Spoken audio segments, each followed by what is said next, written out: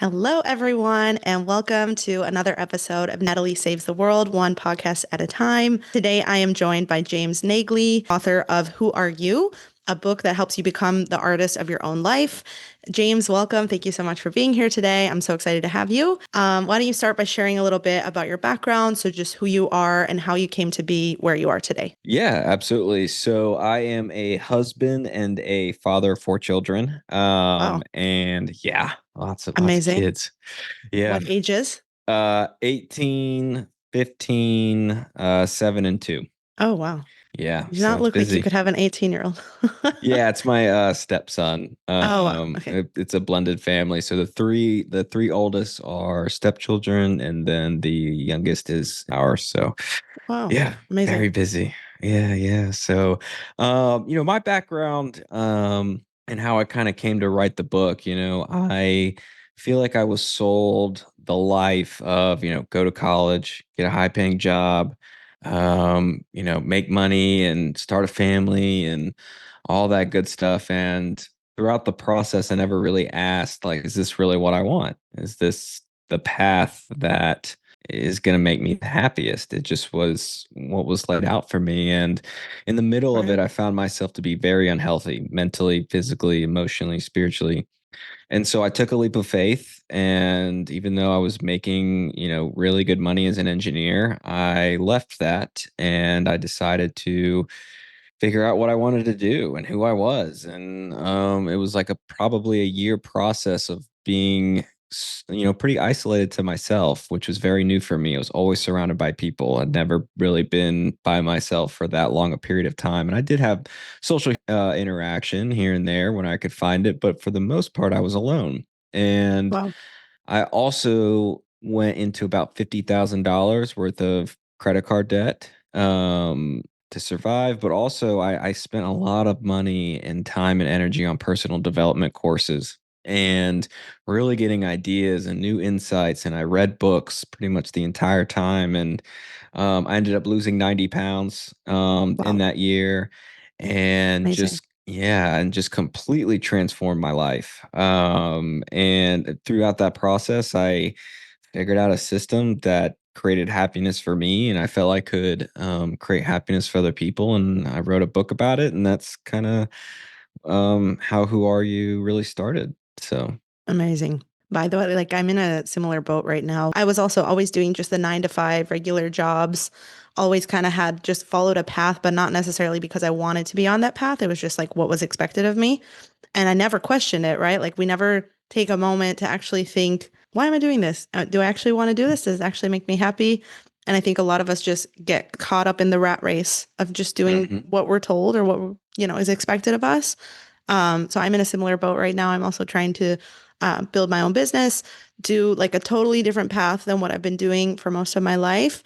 And I think sometimes, I mean, I wanted to ask you this as well, but did this come from like a moment of pain, like from something painful that happened to you? Or did it just kind of come naturally? Like what inspired the pivot? Yeah, I just had been, I think, going through a lot of changes, and I was at the point where it just got too much. Like I knew I could have a better life. I didn't know Mhm. how, I didn't know what that even looked like, but this idea that what I'm doing is not meaningful and I'm doing this for money. And I think that really Yeah, hit something within me that I needed to explore. And so I took that leap of faith, and I did feel like an imposter every day. I was managing these big electrical subcontractors, and they're talking to me about junction boxes and manholes, and like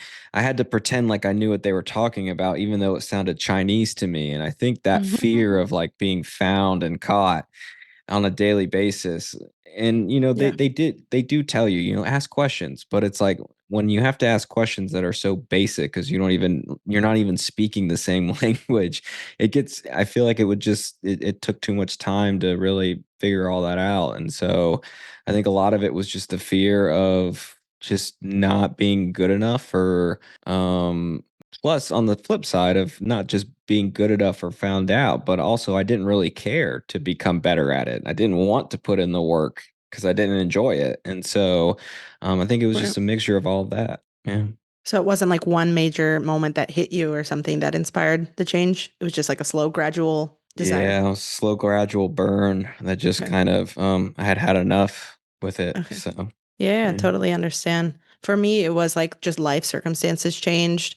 I went through a very hard breakup, and then I just started to question like who I am, similar to you, like who I am on my own. Why did all this happen? And I think that pain can be like a very big motivator. Whereas when Mhm. we're happy and we're content and we're in our comfort zone, why would we change, right? Like we get very Exactly. set in our ways. Okay, interesting. Wow. And so the title of your book, Who Are You? What inspired that title? Um, that's a great question. Through the middle of this process, this was not about who are you at all. That's not what the book was originally supposed to be about. I figured out in a night out, just like I went out with I was playing kickball at the time to get some social interaction. I went out with them, had some fun at a bar, and eventually just kind of broke free from them and was just sitting there watching all these people getting drunk and like having fun. And I just kind of was like, I wonder why. Like, because I used to be a part of that big party life, especially in college. And Yeah. that was literally every three Thursday, Friday, Saturday, every week for me during that time. And so I was looking at them and I was like, why did I continually do that? Why is everyone here continually doing that? What did I do that's changed that made me not want to do this anymore? And I think, I got one word from that experience and it was approval. And I realized what I shifted inside me was I stopped searching for the approval of other people and I started to search for the approval of myself. And Amazing. that transformation, I was like, that's it. I have to write a book on this. And I woke up the next day and I decided I was going to write a book on it. And it just transformed. It was originally about approval, but then I realized that subject could only go so far, that only fit a chapter. Yeah. And it just completely transformed into this idea of like what makes us who we are. What does that even mean? Like when I ask, who are you?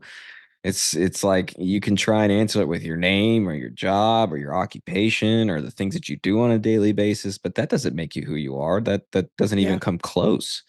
Right. And so I figured out a formula that worked, and I felt like that's what the book needed to be about. Amazing. Well, do you want to get into the formula a little bit? Do we have time for that? Of course, yeah, I got Okay. all the time in the world for that. I love talking about it. Okay. So Awesome. what makes you who you are? What I figured out, and what I truly believe is what makes every single person unique as an individual is the sum accumulation of everything you believe about yourself and the entire world. So all of your beliefs, your belief system, that is what makes you who you are. Right. And what ends up happening is no one ever stops and questions your belief system. And what I realize is that all beliefs, every belief that you have is actually a choice. So, for example, most people have three insecurities. I guarantee probably 98% of the population in the world, 99% has one of these three, if not all three. And those three, the first one being I'm not attractive, Mm, the second one being I'm not intelligent, and the third one being I'm not enough. yeah, And that's a big so, one. The not enough. yeah, and whether they know it, whether they're conscious or aware of it, most people have one of those three, if not all of them, and they drive our behavior in a very negative way if we're not able to recognize that they're beliefs. They're unconscious things that we've been told and have been trained to compare ourselves to other people. And you have the choice to believe that you're attractive. You have the choice to believe that you're intelligent. You have the choice Right. to believe that you are enough.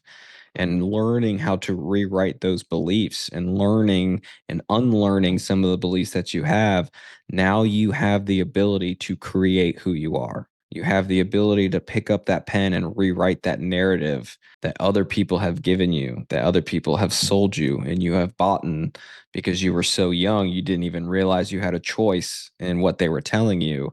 Right. You are now at a point where you're probably old enough and capable enough to rewrite these things and completely transform who you are. Because the thing is, your beliefs dictate everything you see in your life. So if you don't find yourself attractive, you could literally be the sexiest person alive, but you're only going to see that one tiny pimple on the side of Flaw. your, yeah, you're going to see that Yeah. one flaw and it's going to drive you. If you don't think you're intelligent, you could literally be just an absolute genius at something. And I do believe Yeah. everyone is a genius at something, but because we're trained to think that you have to be good at math and science in order to be intelligent, we Sure. end up assuming that we're not. And so you're a genius at something. I do believe that. And if you don't believe that, you're never going to find out what that is. You're not even going to look, you know, not because you don't Right. believe it's there. Right. And so the last one being enough, like everyone, we're trained that you have to achieve something in order to be enough. If I just do this, I'm going to be enough. And that's an unconscious, not aware of it drive, but understanding that you are enough just as you are and accepting that and then Right. using that to create confidence, to create capability within yourself. Now you have the ability to go after what you really want in life because you're coming from a place of love and confidence and strength and not coming from a place of, I need to do this in order to build this hole that I'm not enough kind of thing.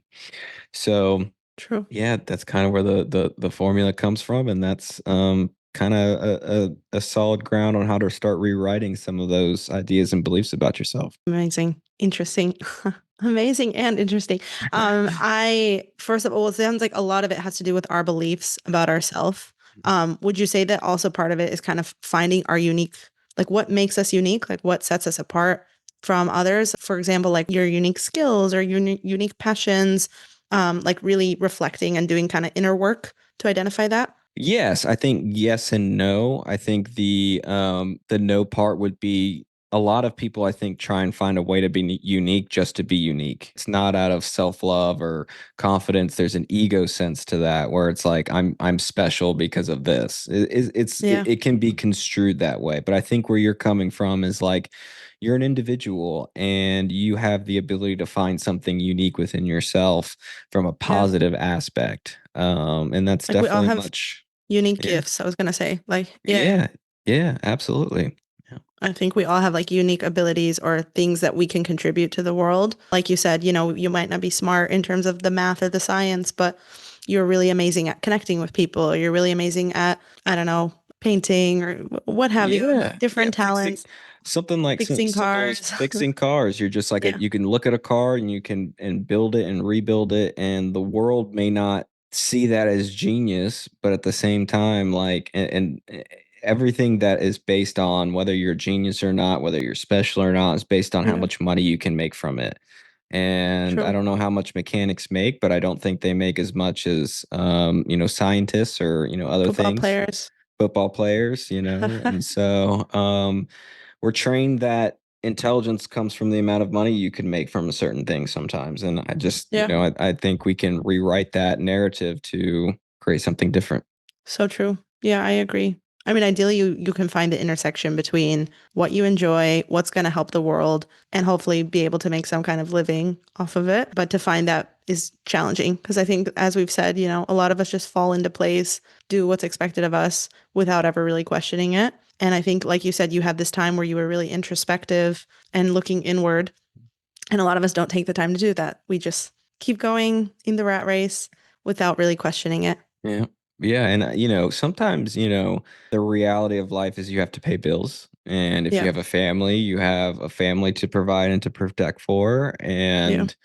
And you're not getting out of that. And so what I'm True. saying is challenging, but understand that you may have to do what you don't like to do to make money for the time being. Just create a plan that's not your life plan. It's not like, Yeah. well, someday I'm going to be out of it. You need to create that plan for yourself while you find what it is that you love to do.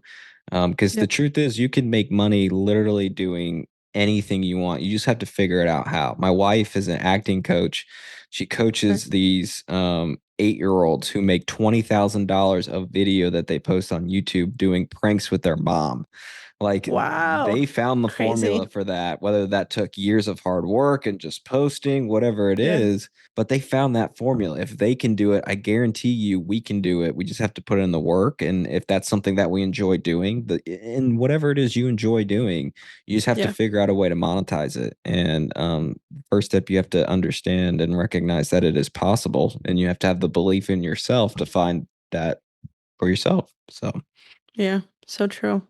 So was there like a defining moment or experience that led you to write the book, or was it just kind of how you said, the slow, gradual shift into being more Well, yeah, introspective? yeah, I think that night I was talking about that word, approval came, and I was like, I got to write a book on this, and I just kept getting so many insights and information as I was thinking about what I wanted the book to be about. It did transform into kind of this foundation for who you are, but not just who you are, like how to rewrite who you are to create happiness in your life and self love and confidence. And I broke happiness down into kind of three areas of your life to transform, to rewrite. The more you can increase your love for those areas, the happier your life is going to be. So. Amazing. Love it.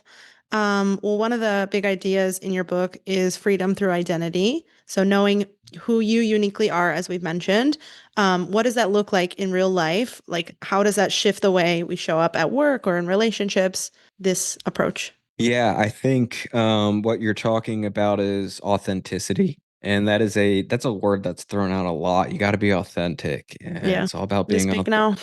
It's this big Social buzzword. media word.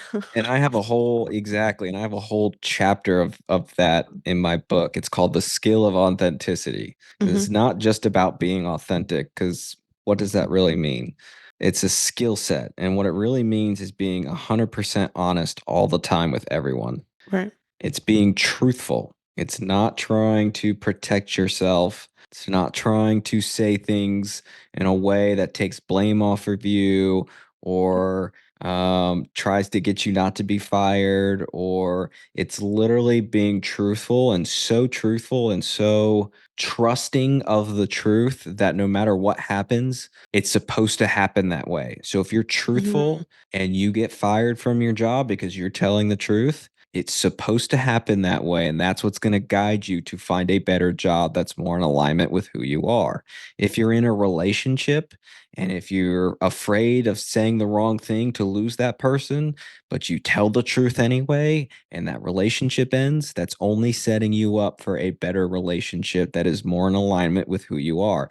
You cannot be in alignment with who you are by trying to change the narrative of your truth and the truth you want others people to believe about you in order to Right. keep the life that you want, because or the life that you have. Because I probably, if I asked you in a very vulnerable and honest setting, for most people listening, is the life that you have right now the life that you want? And most people would probably answer no to that question. And that's okay, because to Yeah. have the life that you want, no one has really taught us how to even do that. Yeah. Um, and for me, the skill of authenticity, having so much faith and trust in the truth that whatever's supposed to happen is going to happen when you show up with your authentic self by being truthful no matter what, and having that as your North Star, that for me has created so much love and joy in my life. And what I realized from that is, because I'm so committed to the truth, it's the word I'm looking for, to Yeah. just being honest. What I recognize is that people believe me because they Hmm. know I'm not going to lie to them. I Right. don't have, if something happens where at something at work or something happens in my relationship or something on the outside makes it seem like I'm not doing something I'm not supposed to be doing, whatever the case may be, because Hmm. I have never lied and I have never been caught in a lie because I haven't, Hmm. people are more willing to accept and believe what I have to say. And that freedom is so powerful, to not have to continually try and spin a web in people's minds, is Yeah. just so freeing. And it allows so many doors to open when you stay committed to the truth. So. Incredible. Yeah, I think we should all aspire to live that way. And I think a lot of us are not. I really liked what you said about the people at the bars just going out all the time. I actually like the term I throw around a lot is lost souls. I think that there's just like a lot of lost souls on this earth who never question these things and they're not really living their true purpose and they're just kind of going through the motions. And I think it's a combination of a lot of things. There's definitely been like a loss of faith overall in a lot of the Western world. And people don't really have something to believe in or something they're passionate about. So they're just kind of like stuffing their face with consumerist things. And yeah, I think if you can live that way where everything is just like your true self and you're being authentic, whatever's meant to be for you will be. Like it's all going to happen as it should. Yeah, and it's something that is so much easier to say than it is to do. And Yeah. the reason for that is fear. Yeah. Faith and fear do not mix. They are complete opposites. So Yeah. for you to have faith in the truth, it means you need to accept that the fear of the truth is going to be there, but you can't act on it. Right. That's what vulnerability is. It's being afraid of being exposed of for who you really are, whatever the case may be, and just accepting what comes from that. Yeah. And we are inundated with information that is created to create fear. So it's very easy Yeah. to lose that faith. Definitely. So it takes courage. And for me, courage is a skill. It's not something you're born with. It's not something that you go out on the battlefield to create and like I'm gonna just like finally jump into this thing. Like courage is something as simple as like you're sitting on a park bench waiting for the bus and someone's on their phone and you get this thought to start a conversation with them, but you're so terrified of that because they may just reject you and be like, no, I want to, hi, and then get back on your phone. Yeah. And I'm speaking from experience because I know. Yeah. And that fear is real and it feels so this is the comfort zone, Yeah. right? That we're talking about. And to take that leap of faith and just do it anyway.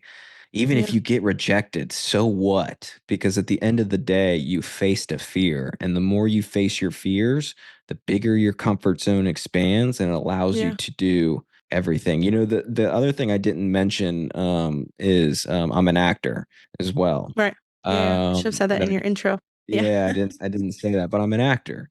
But the thing was when I was working as an engineer, I was so afraid to even leave my apartment for like being judged in some negative way. My comfort zone was work and it was home, and that was it. I Yeah. literally felt so uncomfortable even grocery shopping, just being stared at and just feeling so much anxiety from that. Yeah. And eventually I just had to take one tiny courageous step outside of that. And eventually now I'm an actor and I'm getting in front of people and I'm pretending to be someone else and bringing my authentic self to the role and like having so much freedom because I'm living in my truth. And even that's kind of a buzzword, living in my truth. But what that Yeah. really means is like I'm just me. I'm here. I'm shown Yeah. up, and you're not going to get some fake phony version of me in order to impress you. You either like me or you don't, and that's okay. That's Yeah. your choice. But in order to do that, you have to create the courage to have the confidence to be able to do that, and that takes, I think, the Yeah. skill of courage to be able to do that. So. Totally. I agree with everything you just said. And I feel similarly because I'm also really real, if you like, I don't, Hmm. I tell the truth like in a way that makes people uncomfortable sometimes. Like I have a hard time being fake. Like it's just not my Hmm. personality. And a lot of people are very intimidated by that or they feel uncomfortable with it, because they themselves are not living in their truth. And I totally agree with everything you just said. And also, you brought up something like just this concept of uncertainty when it comes to fear. Like for me as well, like all this period of change that I'm now going through, and I'm sure you went through as well, the hardest part for me has been the uncertainty. Like I think we want certainty in our lives. We want to know what's going to happen tomorrow. We want to know if I do this, then, this will be the outcome. And the scariest thing is the uncertainty, like just not knowing, because nobody's certain of anything, right? Like we don't know what's Yeah. going to happen. But like Yeah. you said, taking that leap of faith and being uncomfortable in the uncertainty is like where we grow the most. Like Hmm. you're going to exponentially grow when you just start saying, okay, I don't know what's going to happen, but I'm going to try. We'll figure it out. Yeah, without question. And I would say that if you're young, if you're in your 20s, if you don't have responsibility of a family, Yeah. do that now, because it's so much easier to have fear and to have anxiety and Yeah. be uncertain, like even though it does not feel easy, even though it feels extreme and excruciating, while you're going through it. Do it in your 20s, because as soon as you have a family that you need to have responsibility for, it becomes Yeah. unbearable. I mean, literally having uncertainty for your own family and your kids, that they're looking for you to have food, to have a roof over your head, to have Right. like that stress and that anxiety, like is so outside of what you will ever experience from a Yeah. fear point of view, because it's not just you. You can take care of you. You can figure, for me, Yeah. like I remember when I was going through this and I was strapped for cash. All I had was literally coins that I had picked up from around the house, and this was my grocery money. And I went and I was so just happy because I was free and I didn't have to deal with a boss or anything. And I was grateful to even find these coins. And it was so just it was great. And it was Yeah. and I was living happily, even though I was stressed for money. I could never do that now, because it's not just my mouth I have to feed. Right. I have four kids and a wife who also, I can't ask them to fast. I could fast if I wanted to, but I Yeah. can't ask them to do that. And Right. so do it now. If you're in your 20s, like, experience fear now, and figure out your faith and your trust, and that will propel you to be able to do it with a family, and it'll propel you to be able to create a life that you want, while you don't have the responsibility of other people. Yeah. That's what I highly recommend, especially if you don't have kids or responsibility right now. So, Yeah. Very true. I agree. I mean, obviously, when you have kids, it changes everything in terms of responsibilities. But I think, yeah, like everything we've said, it's just like a skill that you can practice, the mhm. uncertainty, getting more and more comfortable with it. And like you said, that's how that comfort zone will expand. And I don't know, I feel like I'm in this point right now, like it's just me. I don't have kids. And yeah, it's been very hard. Like the beginning of it was so much harder than it is now. And now I'm like, okay, what's next? Like, what else can life possibly throw at me? Because I'm not scared anymore. And Yeah. I know that I'll figure it out. Even like the hardships are there to make us stronger. And it's through that uncertainty that we grow and expand. But it's scary. Yeah. It's not always easy, but definitely much easier without children and real responsibilities for sure. Okay, so you call us artists of our own lives in the book, and I really love that. And I was just wondering if you could break that down and explain a little bit more how you treat your life as an art form. Yeah, so I think the way you paint your life is through your belief system. Kind of what we talked Right. about earlier a little bit, but like getting really fine-tuned with what you believe and seeking out information, ideas from people you don't know, people you've never heard of, people you disagree with, and just Hmm. getting inside their minds. And just because you disagree with them, you can't necessarily just throw it out the window, because at the end of the day, everyone thinks they're right. So who's right? Is it you? Is it the other person? For you in your life, it could be right, but for them in their life and how they grew up and their experiences and their beliefs, it's right for them. But if you can get Yeah. into their eyes and you can see, okay, I could see where you see it this way, and you can Yeah. start to take little ideas from that and reshape. So the more reshape your beliefs and what you think about the world, and the more you can create positive, loving beliefs about yourself and the world, the happier life is going to be. And so you do that through spirituality, you do that through psychology, you do that through learning from people who have been from where you're at and are where you want to be. And Yeah. most of that information is free. Yeah. YouTube, listening to people like Wayne Dyer, Podcasts. podcasts, Yeah. books are so cheap, like $10 or less. Some of the best information I've ever gotten out of books that were $6. Yeah. Like, there are people who are extremely wealthy, extremely happy, extremely full of love and generosity and kindness, and they want to share how they got there with the world. And you just have Yeah. to listen and take what they believe, and your beliefs dictate your entire life. If I could really pinpoint on that, everything you believe is dictating what you see in life. There's this thing called the reticular activating system, right? It's a filter system. Your brain in this moment in this room has taking on 11.1 million bits of information per second, and it's Wow. filtering most of that out, like the colors on certain things. And you're not really Hmm. you have your attention focused on one thing, and your Right. belief system will filter out all the things that if you don't believe in them, you're not going to see them. So I know that sounds a little weird, but we go back to the example of like, if you don't believe deep down within your subconscious, within your soul that you're attractive, you're never going to see the things that actually make you beautiful and attractive. And people will give you compliments, and then you're just going to be like, you're going to shut them down because they don't align with what you Right. believe. They make you uncomfortable. At the end of the day, like that's what they see in you. So if they have the ability to see that in you, you also have the ability to see that in you as well. And you can Right. transform just through those ideas something better for yourself.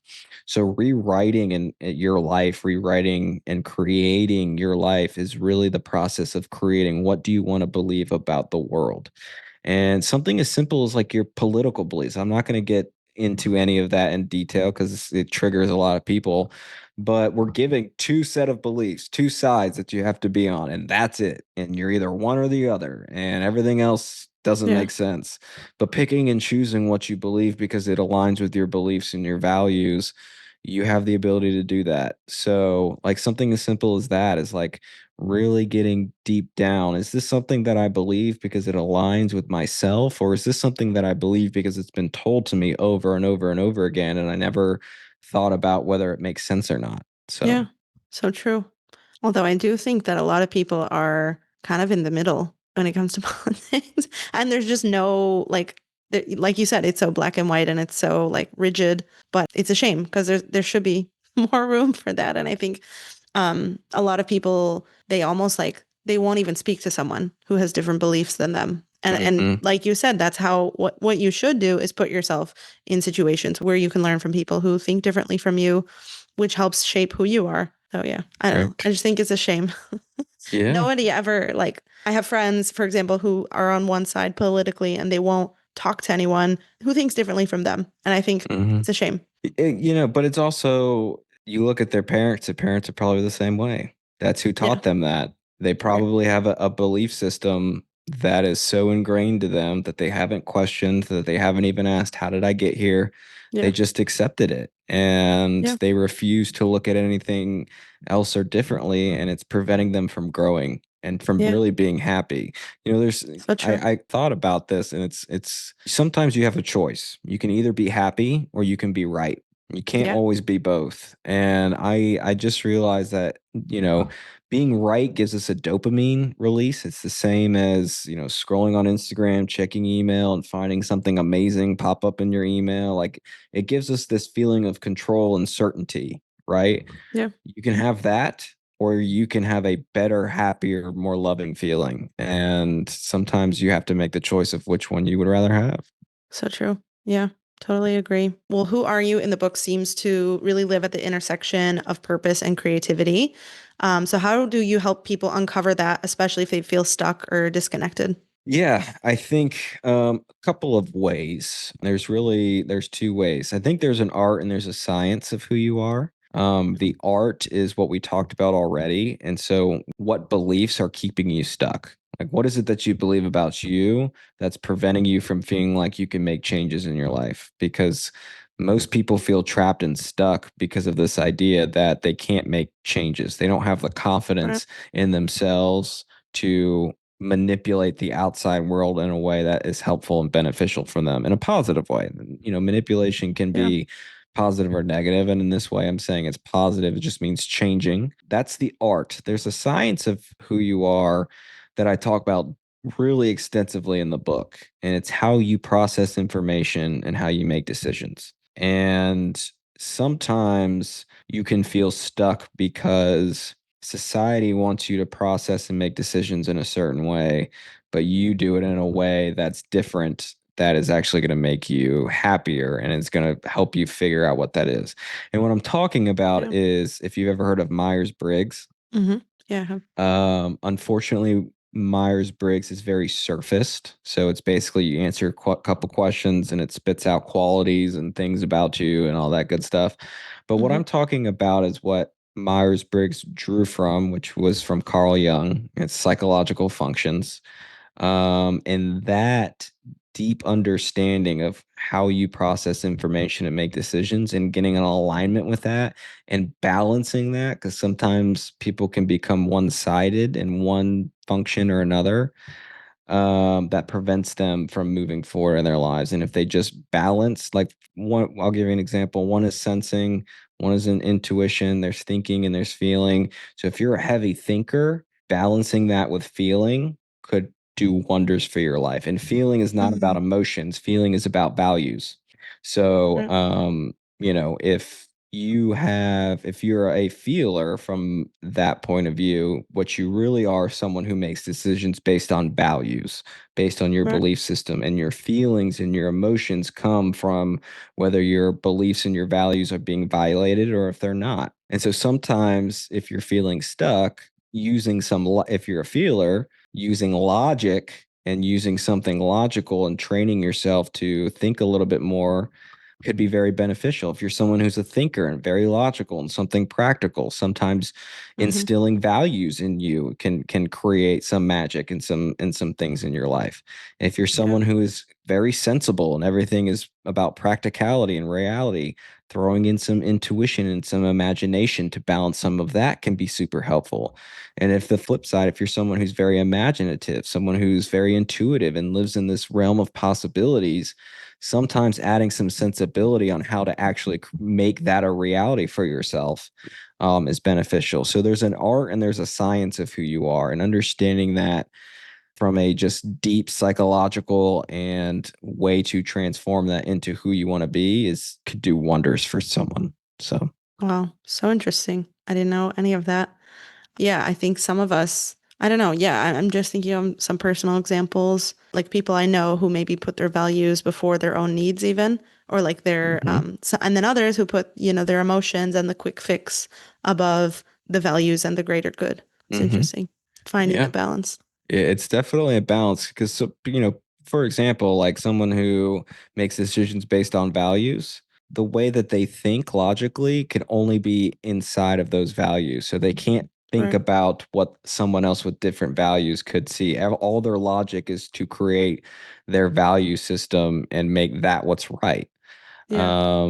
And so being able to balance that in a way is not easy, but it helps you get outside. Because sometimes people can take up causes and values that are not actually good causes and values. And so they can be easily manipulated into to think they are. Just because this rings true from a value perspective doesn't mean that it actually is. And like, honestly, I see this a lot where some people who think logically can make the most terrible, absolutely horrible values make logical sense because they're so good at making things make sense logically that they could Hmm. make the worst possible thing for a human being, whatever the case may be, sound, wow, that actually makes sense. And Yeah. then you can have someone who has the best value system possible try to explain it to other people, and it makes absolutely no sense. Even though it's a Yeah. beautiful thing to believe, it doesn't match reality unless you're able to think in a way and explain it in a way that actually is powerful. So balancing those for me is has been super helpful and super important. Wow. So interesting. Yeah. Well, I wanted to ask, so many of us feel like we need to save the world through big missions or do something that can really help humanity.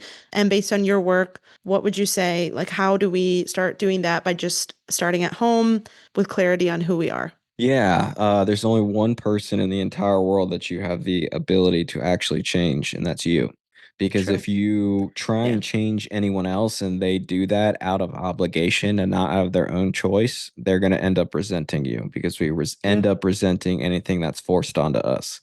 So the Yeah. idea of changing the world by forcing people into submission is radically false. And so the only thing that you can really do is become so powerful and so loving that you're such a force that can't be denied to be able to do the things that you want to do and the things that you want to create, and having so much compassion and empathy for people who disagree with you that you can actually speak their language and speak things that you believe to be true that would help them in a way that they can actually understand. That's so important. I think part of what happens in society is we want change and we want these value systems, and we just can't understand why anyone else would believe something different than us when it's so clear, like right or wrong is so clear to us.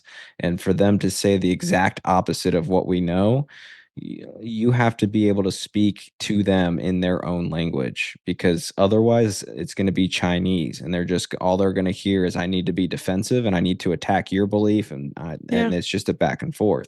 But if you can speak to them in a way that they can actually understand, now you can create more positive change and impact. So if you want to change the world, you have to change you. It's the only way that it is the most rewarding and yet most challenging thing you can do, but you can do it. And it's the only way that you're ever going to get true fulfillment is by first changing you and then using what you're able to change about you to help other people that are willing to accept your help. Because Yeah. people who are not willing to accept your help don't want it, Yeah.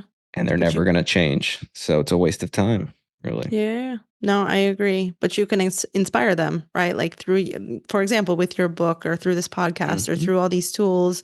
Ultimately, that's what we want to do, right? Like we can't force anyone to change, but we can share our stories in an effort to hopefully inspire them. Exactly. And what you give people is hope and belief in themselves by doing that. Yeah. I think that's what a lot of people need is an example of like, okay, I've struggled exactly where you've struggled Yeah. and I got out of it. That means you can too. So don't fall victim to this narrative that I'm going to be like this forever. You're only going to be like this forever if you don't change and you Yeah. continue to make the same choices that you're making on a daily basis. And if you just learn to make better and different choices with better and different ideas, you're going to have a better and different life. So true. Yeah, I completely agree. That's what I'm trying to do now through this podcast. Because I've been in a very tough spot recently. The last year was very similar to everything you went through. And I want to help people, but exactly, you can't like shove things down people's throats. You can really just share, here's what happened to me, and I got through it, or I'm getting through it, and I want to help others as well to do the same. Yeah. Awesome.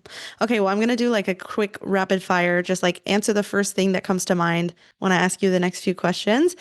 So what's one tiny daily practice that helps you stay connected to your creative self? So I journal every day, 6 values that I want to remain within me. Very First one nice. is I love everyone always. I choose to be happy over being right. I give people the freedom to be themselves. I do things in a certain way and always be growing. And then I can choose how I want to respond to outer circumstances.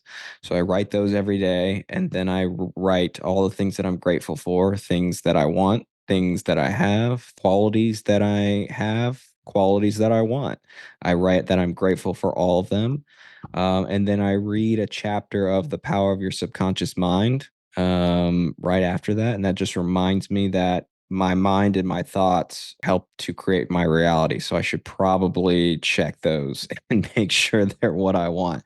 And then I meditate for 10 minutes of Wow. just complete breathing and focusing on the breath. And then what that helps me do is notice my thoughts and my awareness throughout the day. And if I'm on a track where I don't want to be, because I've been able to say stop during that meditation, I'm able to say stop, and out in the real world, they just go away and I can focus on what I actually want to think about. So, Amazing. Yeah, our thoughts are really powerful. And exactly as you said, like our thoughts create our reality. I actually have right here next to me my 5 minute gratitude journal that I try to do nice. every morning because it really can just focusing on the positive and staying positive every day makes a huge impact. Amazing. Well, what's one question we can ask ourselves at the end of the day to check in on who we are? Where today do I feel like I was inauthentic? Very nice. Okay.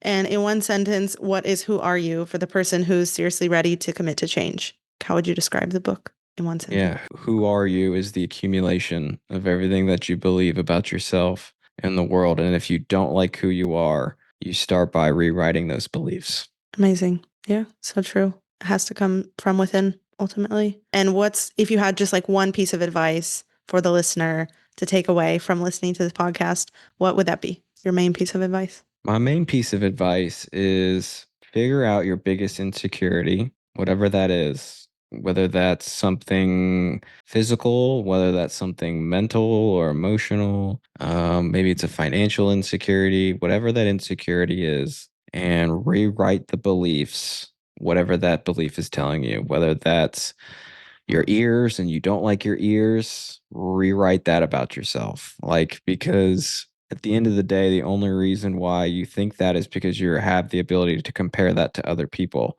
And Yeah. so remove that comparison and just love that. Learn to say, I love you no matter what to yourself about whatever it is. And if you just continually did that with that, whatever insecurity is, and you start to transform that into self love, self appreciation, self acceptance, and having radical self forgiveness for all of it, the happier life is going to be just with that little step. Yeah, so true. Totally agree.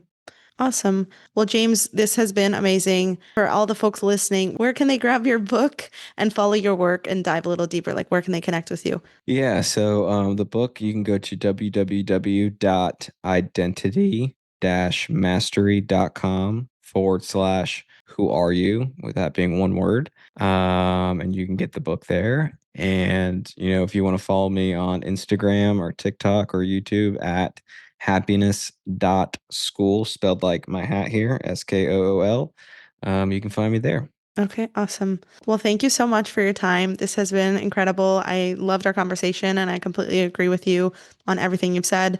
We didn't save the world today, but we had a really interesting conversation about purpose, who we are, finding our true selves, and all this inner work. And I hope you enjoyed. If you have gone through a difficult time and you've done a lot of introspection, feel free to share your story in the comments. I would love to hear it. Thank you all so much for listening to Natalie Saves the World, one podcast at a time, and have a wonderful day.